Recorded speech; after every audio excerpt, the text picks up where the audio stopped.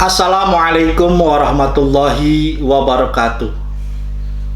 Alhamdulillah wa syukurillah la haula wa la quwwata illa billah ma ba'du. Bagaimana kabarku anak-anakku sekalian? Mudah-mudahan dalam lindungan Allah dan senantiasa sehat walafiat.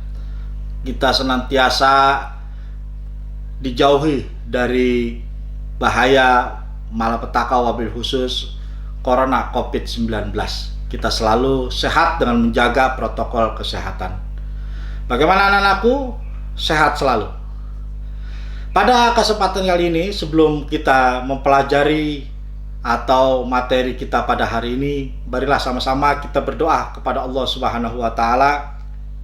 Mudah-mudahan apa yang kita pelajari bermanfaat adanya dan serta mendapatkan barakah ilmu dari Allah Subhanahu wa taala. Bismillahirrahmanirrahim.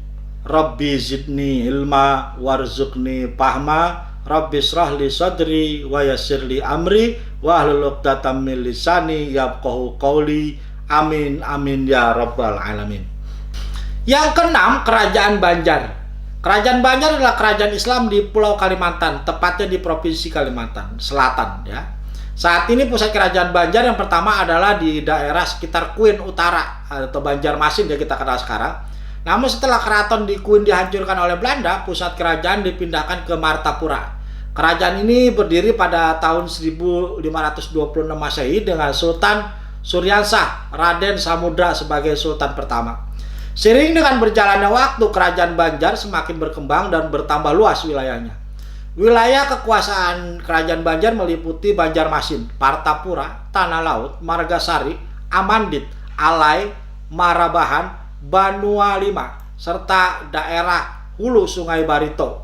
Wilayah kekuasaan kerajaan Banjarmasin luas hingga ke Tanah Bumbu, Pulau Laut, Pasir Berau, Kutai, Kota Waringin, Landak, Sukandana, dan Sambas.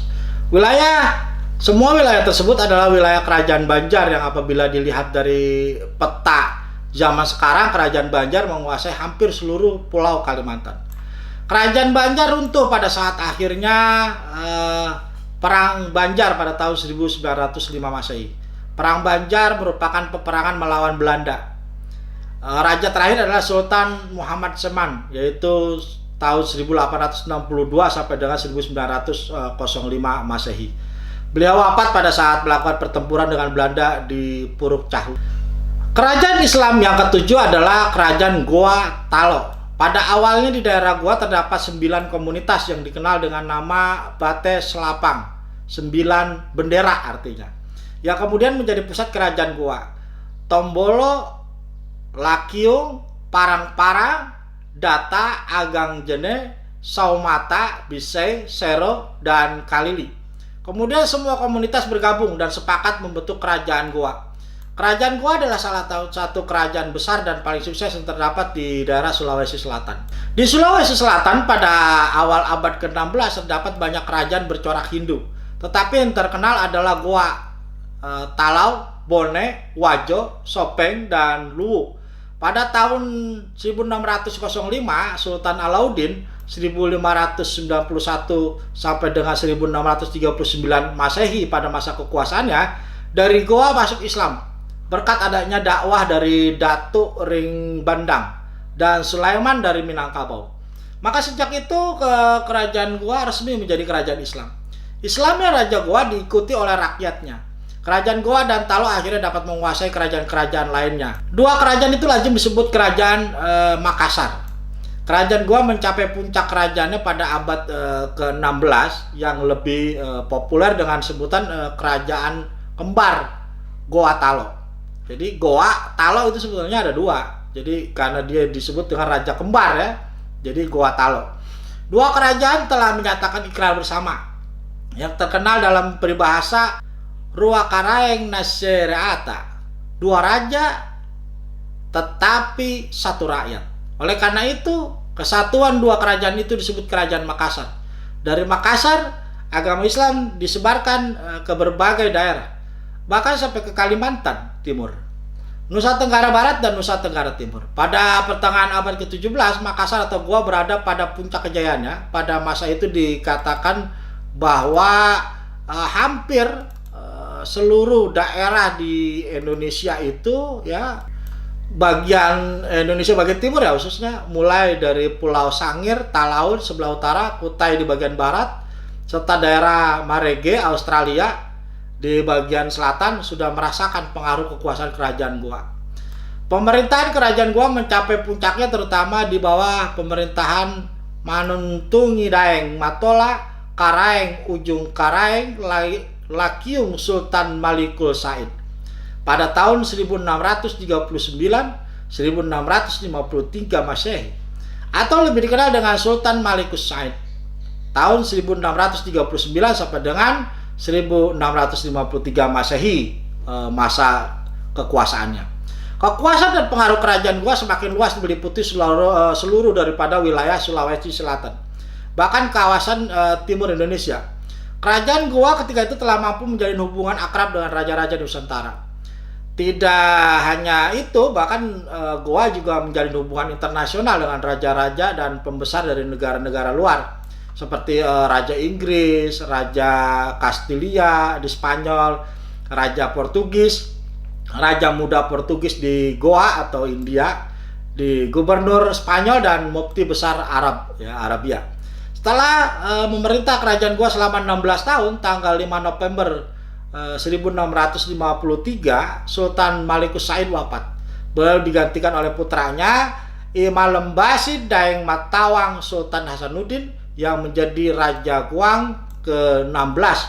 Itu tahun 1654 sampai dengan 1660 Masehi. Atau yang lebih dikenal dengan Sultan Hasanuddin. Jadi kalau kita di Makassar itu ada yang namanya Universitas Hasanuddin atau Unhas. Bersikap tegas ya Sultan Hasanuddin ini dan tidak mau tunduk kepada Belanda.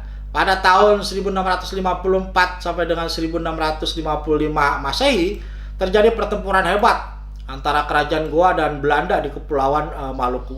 Pada bulan April tahun 1655, pasukan kerajaan Goa dipimpin oleh Sultan Hasanuddin menyerang Buton dan berhasil mendudukinya serta menewaskan semua tentara Belanda di negeri itu.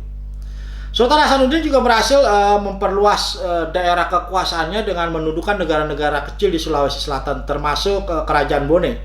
Raja Bone yaitu Arupalaka diusir dari negerinya.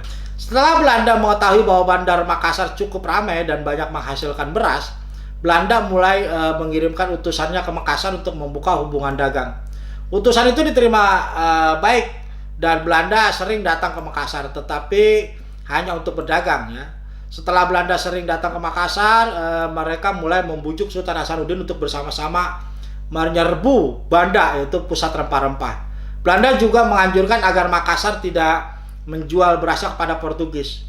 Namun semua itu daripada ajakan Belanda itu ditolak oleh Sultan Hasanuddin. Antara Makassar dan Belanda sering terjadi konflik karena persaingan dagang. Permusuhan Makassar dengan Belanda diawali dengan terjadinya insiden penipuan pada tahun 1616 Masehi.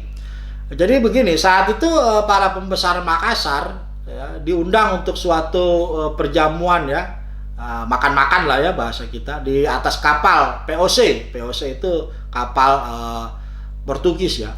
Tapi ternyata mereka dilucuti ya, sehingga terjadilah perkelahian seru yang menimbulkan banyak korban di pihak Makassar. Sejak itu orang-orang Makassar membenci Belanda gitu, karena ditipu. Orang-orang Makassar membunuh awak-awak kapal yang mendarat di Sumba.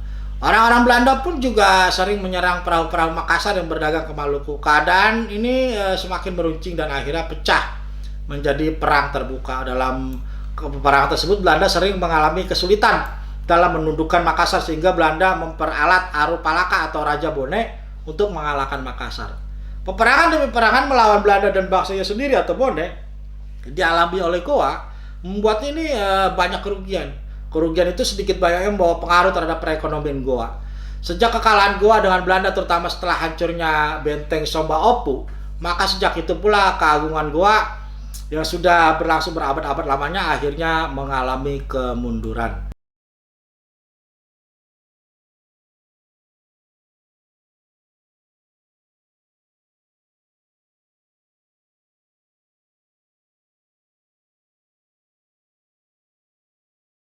Allahumma wa bihamdika Ashhadu an la ilaha illa anta Astaghfiruka wa atubu ilaik.